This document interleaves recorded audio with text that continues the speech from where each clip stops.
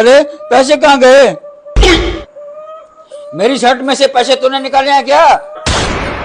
मैं क्यों निकाल लूंगी? अब यही काम रह गया मेरे को, जो तुम्हारे कपड़े में से मैं पैसे निकाल लूंगी। अच्छा गुस्सा क्यों हो रही है? मैं तो पूछ रहा हूँ बस। अरे आज फिर 500 रुपए कम है, देखा क्या तूने? रोज रोज मेरे से क्यों पूछते हो?